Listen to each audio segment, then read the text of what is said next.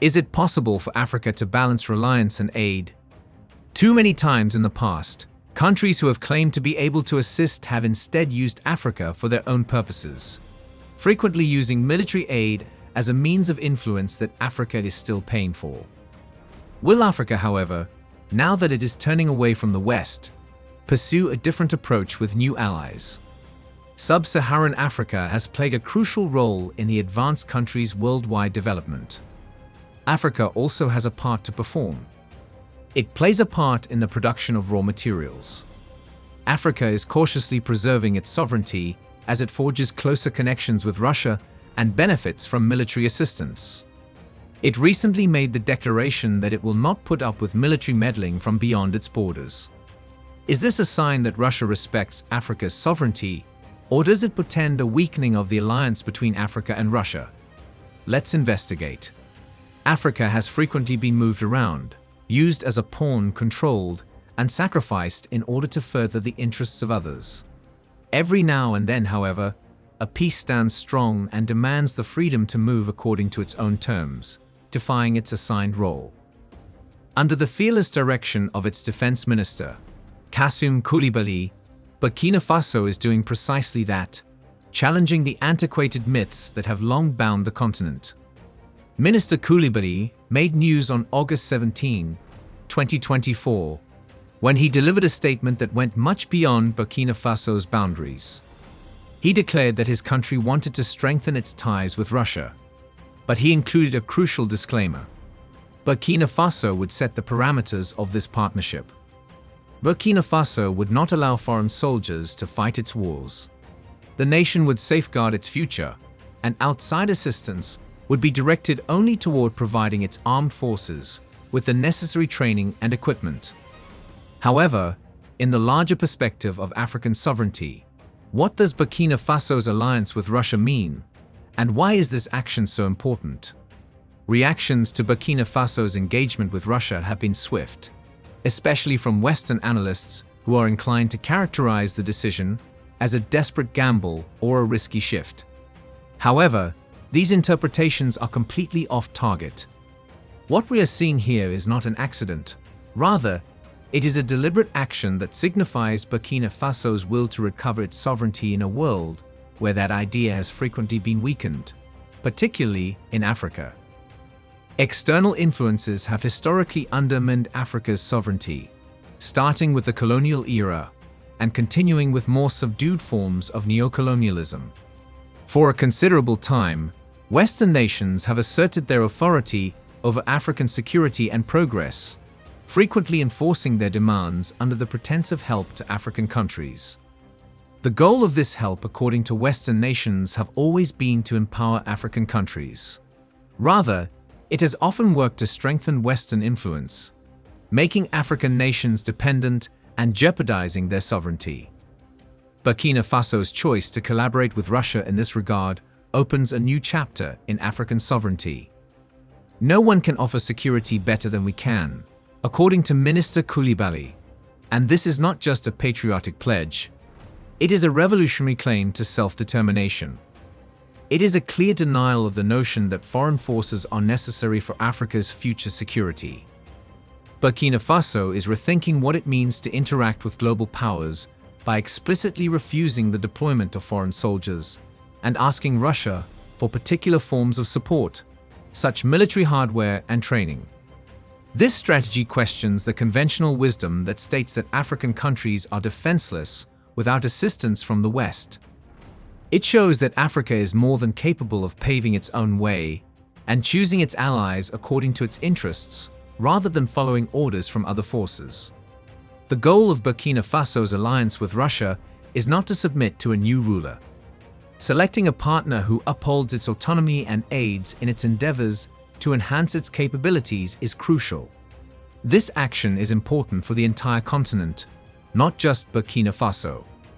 It foreshadows a more significant change in African geopolitics, as countries demand greater respect for their sovereignty and independence. This change directly challenges the status quo, which has historically viewed African countries as subordinate partners or obedient beneficiaries of aid. Burkina Faso's position makes a strong statement. Africa is prepared to take the initiative and is no longer willing to follow orders. This is all about not depending on other countries for security, not about Africa's relations with Russia. However, why is aid a threat to Africa? Add your voice to the total liberation of Africa by leaving a comment in the comments section below. Do not forget to like and subscribe for more informative videos like this one. The West provided Africa with the majority of its aid. The idea of Western aid in Africa is closely linked to the continent's history of colonization. For decades, Western nations have used the advancement of culture, development, or security as justifications for their operations in Africa. The West has continuously employed assistance as an instrument of control, starting with the Berlin Conference, when European powers divided up Africa without considering the needs of the local population, and continuing through the structural adjustment plans of the late 20th century. Consider the World Bank and the International Monetary Fund's structural adjustment projects from the 1980s and 1990s. The stated purpose of these initiatives was to aid African countries in their economic recovery. In actuality, they served as means of enforcing neoliberal economic policies that endangered African sovereignty in favor of Western financial institutions and corporations. Severe debts compelled African governments to privatize state-owned firms, cut public spending, and open their markets to global competition. Widespread poverty, social turmoil, and an increasing need on foreign aid were the outcomes. In a similar vein, Western military incursions into Africa are frequently presented as initiatives to advance security and stability. But often the same areas these initiatives were meant to stabilize have become more unstable as a result of them. The US and its allies have waged military campaigns that have left nations in ruins, sponsored insurgencies, and supported totalitarian governments. A good illustration of this harmful trend is Libya. Muammar Gaddafi was overthrown, and the nation descended into turmoil as a result of the 2011 NATO-led operation, which was purportedly carried out to protect people. A pandemonium that has subsequently spread to Burkina Faso and other nearby countries. Burkina Faso's approach to its partnership with Russia is a drastic departure from this heritage of Western help. The Western paradigm of security aid, which frequently entails the deployment of foreign troops and the building of military bases that weaken national sovereignty, is explicitly rejected by Minister Coulibaly's statement that Burkina Faso will not accept foreign soldiers to fight its fights. By concentrating on obtaining the information and tools required to strengthen its defense capabilities, Burkina Faso is advocating for independence. This strategy fits with a larger trend in Africa, where countries are looking for alliances that respect their sovereignty and give them the power to take charge of their own destiny rather than accepting aid from Western powers. This change involves more than just military issues. It also encompasses the social, political, and economic domains. African leaders are reconsidering their connections with Western organizations around the continent, considering the worth of help that has conditions attached, and looking into new avenues of collaboration that let them keep autonomy over their own lives. Does this mean, however, that Russia and Africa will find it difficult to meet each other's needs? That is untrue, since Russia honors Africa's choice. Burkina Faso did not make this decision on its own or without thought. This well-thought-out action is motivated by a number of factors, including long-term strategic objectives, pressing security concerns, and the shifting balance of power in the world. The strategic calculations that support this collaboration must be taken into account in order to fully appreciate its significance. Burkina Faso is first and foremost confronted with formidable security challenges. An unstable climate has been brought about by the rise of extremist groups in the Sahel, with frequent attacks on both military and civilian targets. Burkina Faso's security condition has not improved much in spite of years of collaboration with Western nations like the US and France. The local populace views the presence of foreign troops, especially French forces, as a type of neocolonialism and has frequently responded to it with growing animosity. In light of this, Burkina Faso's government is forced to look for alternate funding sources. Russia is a good alternative because of its vast experience with military technology and training. Burkina Faso's strategy for this alliance, nevertheless, differs greatly from its earlier interactions with Western nations. Minister Koulibaly's decision to place more emphasis on obtaining expertise and gear than on admitting foreign troops is indicative of a calculated strategic move that puts independence and sovereignty first. This cooperation holds equal strategic importance for Russia. Moscow is attempting to increase its influence in areas where it has historically had less impact as the West isolates Russia more and more on the international scene, especially in the wake of the Ukraine crisis. With its expanding economic potential and geopolitical significance, Russia's foreign policy places a lot of emphasis on Africa. Russia enters West Africa through a partnership with Burkina Faso, a region where French and American influence have historically predominated. It's important to realize, though, that Russia is not merely taking the West's place as Burkina Faso's new sponsor as a result of this cooperation. Rather, it is a partnership built on mutual respect and interests that benefits both parties. The relationship gives Burkina Faso access to the military knowledge and equipment it needs to deal with its security issues. Regarding Russia, it offers a chance to deepen its relationship with a significant African ally, expanding its influence internationally. This strategic alignment reflects a larger geopolitical trend in Africa, as countries are trying to diversify their alliances and become less dependent on any one foreign force.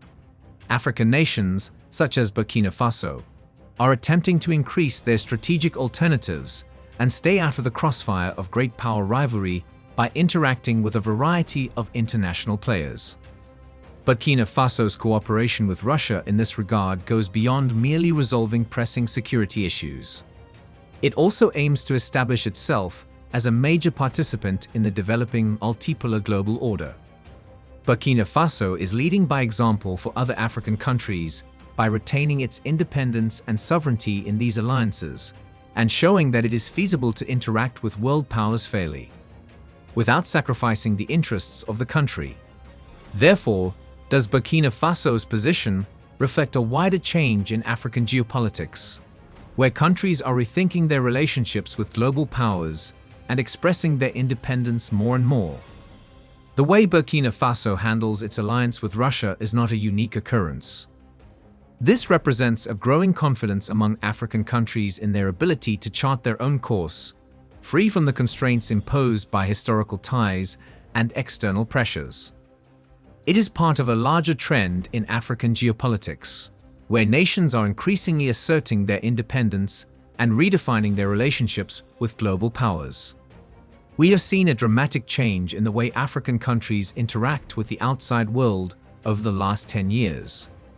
New alliances are being formed with non-Western nations including China, Russia, Turkey, and India, while old ties with Western powers are being reassessed.